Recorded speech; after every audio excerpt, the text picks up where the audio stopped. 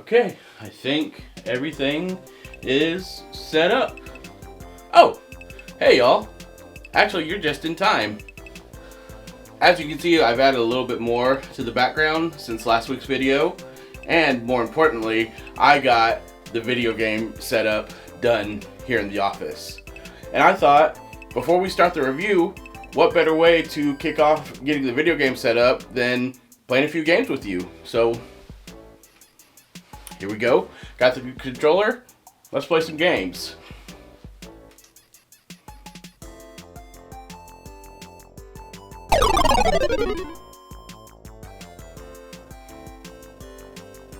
Hang on.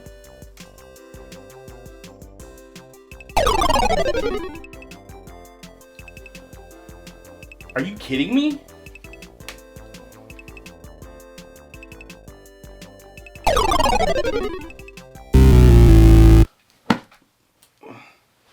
You know, you would think somebody who's been playing this game as long as I wouldn't have any issues with the very first enemy on the very first level.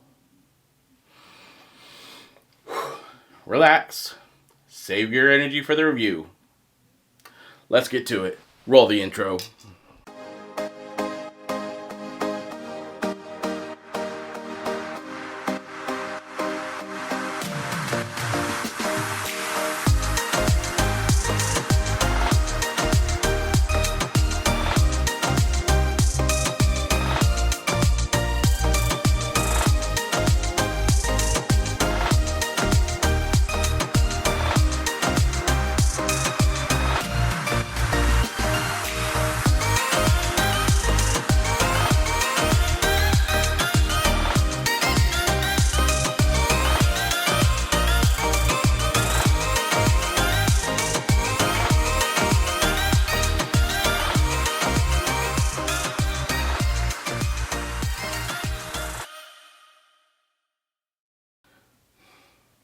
Hey everyone, welcome back to the Big Screen Leap, the show where we take stories from words, pixels, and scripts and see how they land as Hollywood hits. I'm your host, William Redman. Last week, we took a look at what happens when a book becomes a movie. This week, let's see what happens when Hollywood takes pixels and puts them in pictures. We're sliding down the warp pipe, we're eating a fire flower, and we're trying to save a princess. It's the 1985 smash hit for the NES and the 1993 movie title with the same name. The Super Mario Brothers. Now I know what you're thinking. Really? The movie where the Goombas look like they could play linebacker for a professional football team? The movie where the princess isn't even Peach, isn't even Toadstool, but Daisy? The movie where Mario says that his last name is Mario? Yes, that movie. And before anybody says anything in the comments, yes, I know that there's an animated movie in 2023, and that there's a sequel to that animated movie coming out later this year. Don't worry, we'll get to those eventually. For those of you who don't know, in 1993, the Hollywood Pictures Company, which was a label owned by Disney Studios, released a film starring the two plumbers that was, well, kind of different from what Nintendo wanted. It was the first live-action video game that was ever made, and when it was first announced, people were hyped. Then that hype changed to, huh? So much was changed that people could barely call it a Mario movie. And that's why we're here today. We're here to take a look at both the video game and the movie, look at the similarities or differences, and see if it was worth it for the video game to take the leap to the big screen. With that said, let's dive into the plot.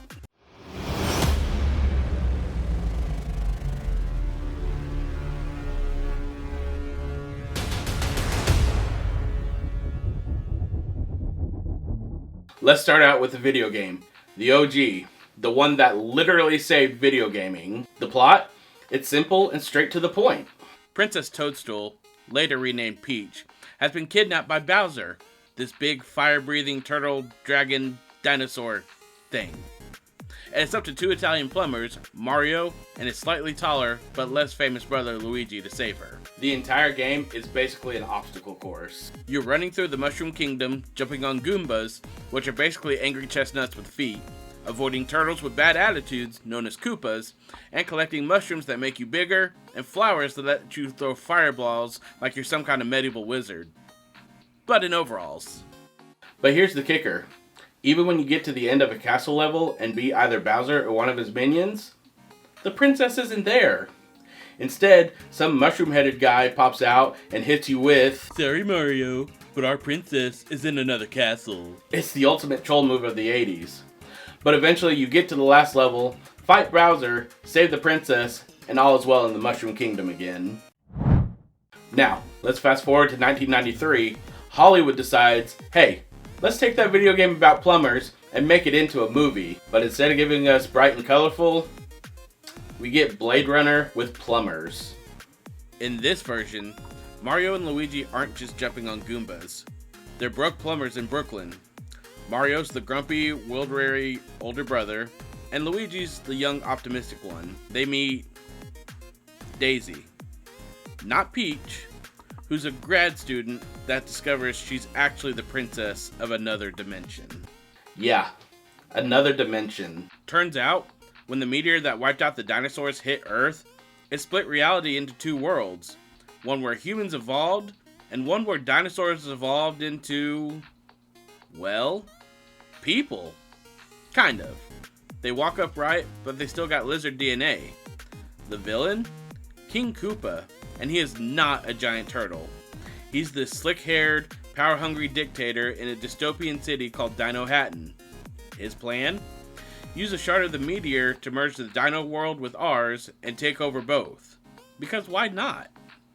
Mario and Luigi get pulled into this weird cyberpunk city full of fungus, punk rock lizard henchmen, Goombas. Well, sort of. We'll get there. Anyway, the brothers gear up, rescue Daisy, fight Koopa, and after a chaotic showdown involving de-evolution guns, they save both worlds. But then, in the ultimate cheesy sequel tease, Daisy bursts back into their apartment, battle ready, telling them that she needs their help again. Which leads to a credit roll, and then we never see them again. So that's the story of Mario, both the video game and the movie. But how did both come into production? Let's talk about that, starting with the video game.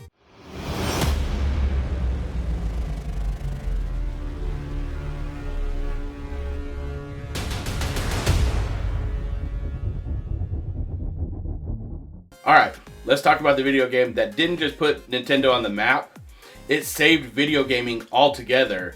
I'm not kidding. If we didn't have Mario, who knows what video gaming would look like today? It's about more than just Mario. It's about how a tiny team at Nintendo completely reinvented what video games could be. With that said, let's get into it. Grab some power-ups. This is going to be a long one. So picture this. It's 1983. Video games in the United States, dead in the water. Why? For one, too many consoles. I mean, think about it. Today, you got Xbox, PlayStation, Nintendo, and PC for your main choices for gaming. Back in the day, everyone that could, but not necessarily should, had a console. The second problem? Too many garbage games. No, literally. There were games that was just about picking up trash. Not exactly play material, in my opinion. Retailers thought that video games were just a fad and that people were soon getting ready to be done playing them. But across the ocean in Japan, Nintendo was like, wait, not so fast. They had this system called the Famicom, what we would eventually get as the Nintendo Entertainment System, or the NES. Which is actually kind of a fun story why Nintendo changed the name from the Famicom to the NES. If you have some time, you should look up that story. Nintendo needed one game, nay, one masterpiece, to prove that this whole video game thing wasn't dead. It was just waiting for their hero. This is when Nintendo turned to this young designer named Shigeru Miyamoto. You may have heard of him. Most gamers consider him the Walt Disney of gaming. He had already created the first Donkey Kong game featured in arcades, which was also the first iteration of Mario. Back then, he was just known as Jumpman. Nintendo hands Miyamoto the keys and says, give us a game that shows us everything the Famicom can do. Also, could you save the video game industry while you're at it? No pressure, right? Here's the wild thing. Most games back then were one-screen wonders where you just stayed in a box. Think about games like Pac-Man, Pong, and even Donkey Kong. You just stay on one screen the whole time, but Miyamoto decided, what if you could run to the right, and the world kept moving with you? That's how they invented smooth side-scrolling. The crazy thing, it's so basic today, we don't even think about it. But in 1985, it was like reinventing sliced bread all over again. And now that the team in Nintendo had their idea, now they thought, hey, let's create a world. The Mushroom Kingdom wasn't just background art. It was the first time players felt like they were actually traveling through a place. Hills, pipes, enemies hiding in spots, secret areas underground. Suddenly, video games had geography. Okay, let's address the main question. Why did Mario go from a carpenter in Donkey Kong to a plumber? Simple. Pipes. If your game world is full of pipes, who better than a plumber to run around in it? Plus the overalls and the hat? Totally practical for the pixel art. The hat meant that they didn't have to animate his hair, and the overalls animated his arms whenever he jumped. Mario's look wasn't just about fashion, it was about squeezing style out of hardware limitations, and somehow it became iconic. Now, World 1-1. This is where the game flexes. It's the most famous first level ever, and it's basically a silent teacher. The first thing you see when you start the game? A Goomba. You run into it, you die. Lesson learned. Don't touch enemies. Okay, yeah, I know. I hit him earlier. I don't need your judgment. Then you hit a question block. Out pops a mushroom and it grows, then bounces and slides. You grab it, boom, you're bigger. Power-ups explained. Then coins, pipes, pits, all stacked in a way that trains you as you go. It's not a tutorial, it's not text boxes. Miyamoto's philosophy was, let them discover the rules by playing the game. And honestly, those are some of the best video games to play, where it doesn't have to stop you with a text box or an NPC to explain the rules. It just lets you figure it out as you go. Obviously, we can't talk about Mario without talking about the music, and that's where Koji Kondo comes in. He's the man behind the iconic music for this game. Before him, video games just had a bunch of bleeps and bloops for the music. But Kondo wrote actual songs that matched the gameplay.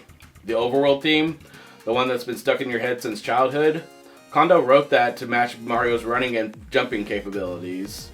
The underground levels, the creepy castle theme, your stress levels are going through the roof, and part of that's because of the music. Kondo basically invented video game soundtracks as a core part of the experience. Here's the thing that blows my mind about this production.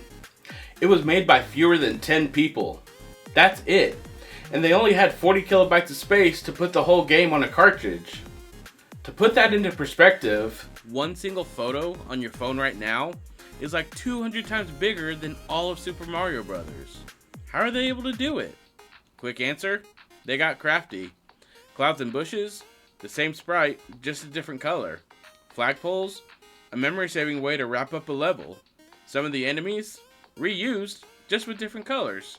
Every little trick was about squeezing more game into a cartridge that barely had room to breathe. September of 1985 is when Japan got their first look at Super Mario Bros. Then it hit the US, bundled with the NES later in the year.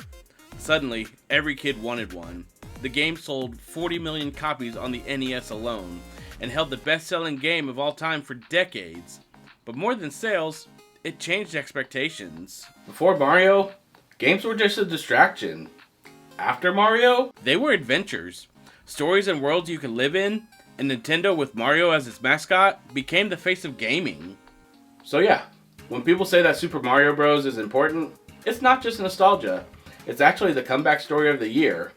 A small team at Nintendo, a plumber with a mustache, and 40 kilobytes of space helped build the foundation to what we have today. The best part of it? It all started with a simple move. You run to the right. So while the video game did everything it could to save an industry, the movie, well, let's just say that's a different story altogether. Let's get to it.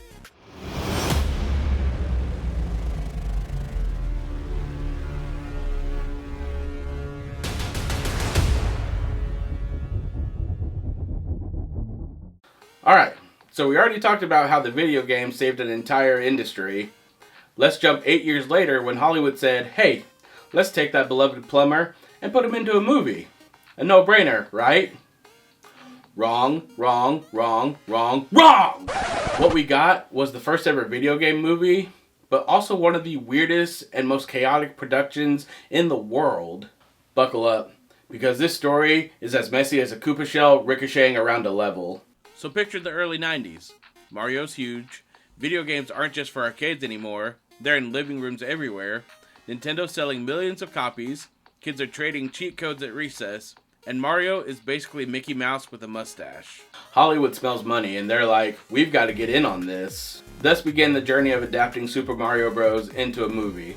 The first ever video game movie of its time. And like everything that has a first time, let's just say, well, it wasn't peachy. Here's the kicker though. Nintendo actually didn't want to make a giant epic movie. They just thought it would be fun publicity. So they licensed Mario to a couple of producers. Roland Joff and Jake Eberts. Big names who had done serious films like The Killing Fields. Not exactly Mushroom Kingdom vibes, but hey, credibility, right? At first, the idea was simple. A fun, family-friendly adventure. But Hollywood, being Hollywood, decided to toss that script around like a red shell. One draft was a goofy fantasy, another was a buddy comedy, and then somebody pitched a dark sci-fi world inspired by Blade Runner. Guess which one they picked? Yup, that's why Mario and Luigi are stuck in a cyberpunk, dystopian Dino Hatton with Dennis Hopper as the villain, because reasons. So who do you get to play Mario and Luigi? Nintendo thought bright and colorful.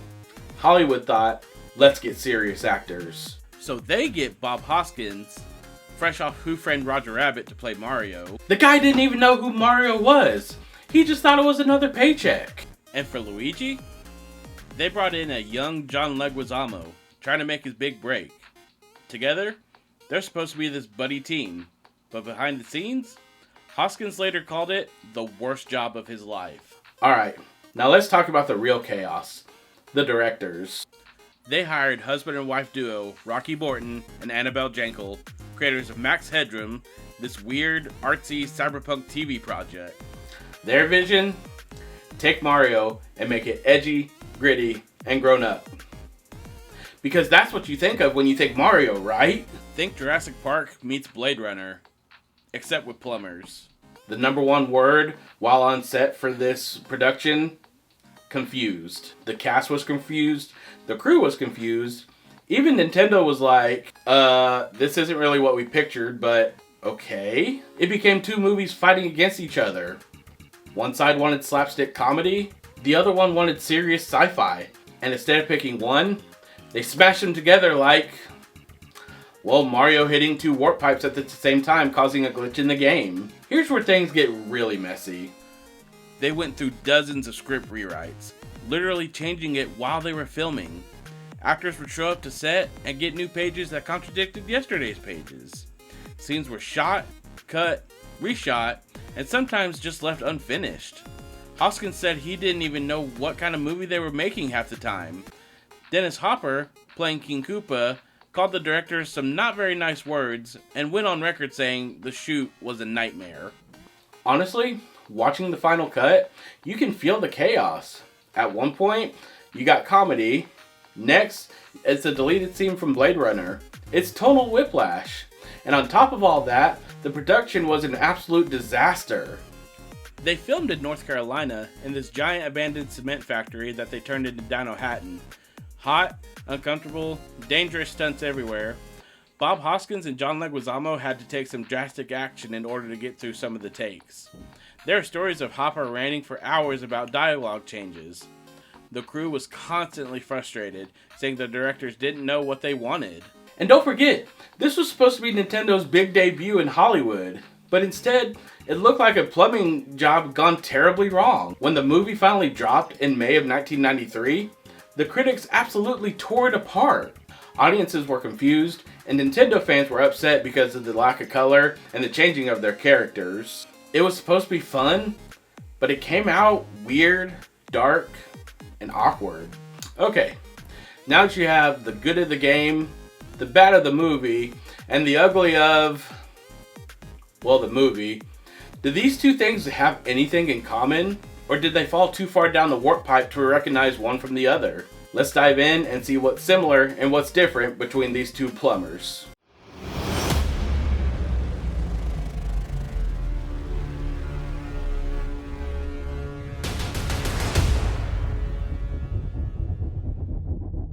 Okay, so what connects these two when you look at them side by side?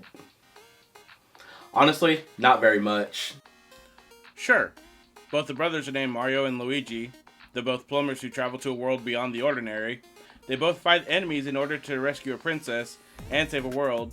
And they both have a color wheel as far as their outfits. Eventually.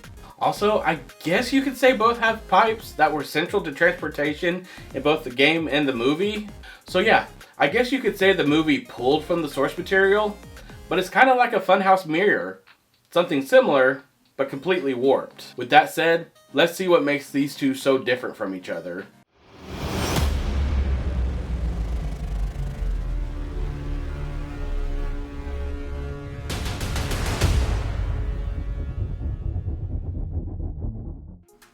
First off, the tone of both are completely different from each other. The game is colorful, playful, and family friendly. The movie? Gritty, dystopian, part comedy, part Blade Runner knockoff. Basically, it couldn't decide who it was for, adults or children. Next, the story in the game is very simple. Beat Bowser, save the princess. In the movie, travel to alternative dimensions, dinosaurs evolving into humans, Koopa as a sleazy politician. It was less save the princess and more Jurassic Park meets Who Framed Roger Rabbit, but with plumbing. Yeah, I know, I've already made a reference to Jurassic Park, but seriously, it feels like they pulled dinosaurs from the lab and threw them straight into this movie. The characters, while sharing a name, couldn't be farther apart from each other. Mario in the game is heroic, cheerful, and defined by player imagination. However, Mario in the movie? Bob Hoskins on set just trying to get through the day. Bowser in the game? Giant fire-breathing Turtle King. Bowser in the movie? Dennis Hopper with gelled hair and an attitude problem. And he's not even a giant fire-breathing Turtle King. Not to mention the fact that there's no Princess Toadstool or Peach, but instead Daisy, who sure, we get in later iterations of the game, but why couldn't she be Princess Toadstool in the movie? Heck, we don't even see Toad from the game in the movie at all! Finally, the design choices between the two are just way off. In the game, it's iconic and timeless. You have Goombas and Koopas that are still recognized and beloved to this day. In the movie, giant trenchcoat Goombas with shrunken heads, realistic Yoshi that looks like it escaped from Jurassic Park, and a Mushroom Kingdom that had 0 mushrooms. Okay, I promise this is the last Jurassic Park reference I'm gonna make in this review.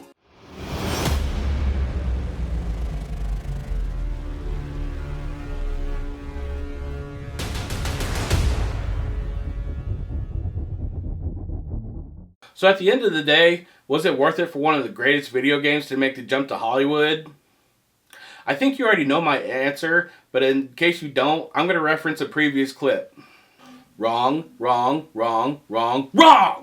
I think the answer is clear here. Absolutely not. The game is a classic, and not because it's too complicated, but because it's fun, simple, and endlessly replayable. It not only created a cultural icon, but it set the gold standard for platformers, and honestly, it helped to turn the video games into what they are today. The movie was a giant bomb. It only made $38.9 million at the box office, behind a production budget of $42 to $48 million. It alienated fans of the video game who were excited to see their hero on the big screen. And honestly, because of how bad it was, Nintendo decided that they were never going to do something like this again for at least another 20 years. Which means we haven't had the chance to see a Legend of Zelda movie or a Metroid movie because of how botched Mario was. Here's the weird thing though. Over time, this movie has become a cult classic. People love it now for how weird it is in kind of a so bad it's good of early video game cinema history. It's definitely not something people want to see because it's Mario, more because it's what you shouldn't do with Mario. It actually gave Hollywood a lesson. If you're gonna adapt a video game, especially one as beloved as Mario, keep to the source material. Unfortunately though, this isn't our last bad video game movie adaptation that we're gonna see. But that's all the time that we have for today. Which one did you enjoy? The video game or the movie? Let me know down in the comments. If you enjoyed what you saw today, consider subscribing to the channel and hitting that notification bell so that you get updated when other videos post. Until next time, from page to screen and everything in between, this has been the Big Screen Leap. Now, if you'll excuse me, I guess I need to go find an old copy of Nintendo Power to figure out how to beat this first enemy in the game. Bye, everyone.